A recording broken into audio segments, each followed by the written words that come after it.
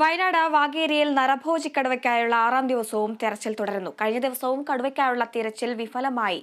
കൂട്ടിൽ ആട്ടിൻകുട്ടിയെ കെട്ടി കടുവയെ പിടികൂടാനുള്ള നീക്കത്തിലാണ് വനംവകുപ്പ്. മറ്റൊരു കുടുംബത്തിനും ഈ അവസ്ഥ ഉണ്ടാകരുതെന്നും കടുവയെ ജീവനോടെ വാഗേരിയിൽ നിന്ന് കൊണ്ടുപോകരുതെന്നും പ്രജീഷിന്റെ കുടുംബാംഗങ്ങൾ പ്രതികരിച്ചു.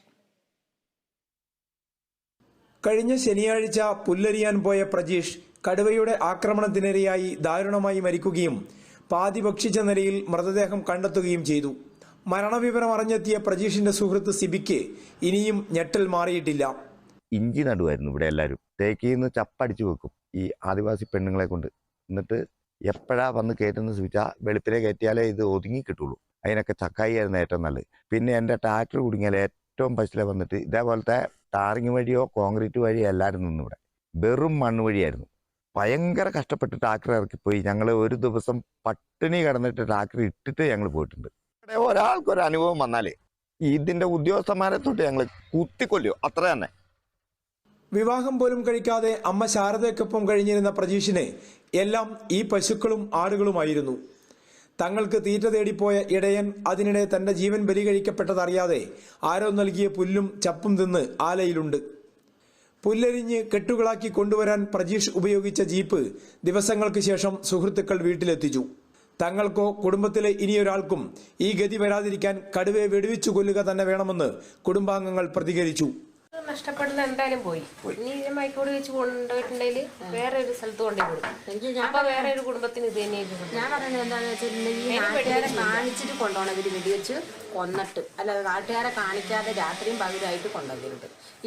ഈ നാട്ടിലുള്ള മൊത്തം ആൾക്കാരെ കാണിക്കണം. ഇവര് വെടിവെച്ച് കൊന്നുള്ള ഒരു ഉറപ്പ് കാണിച്ചിട്ടേ പോകാവുള്ളത്.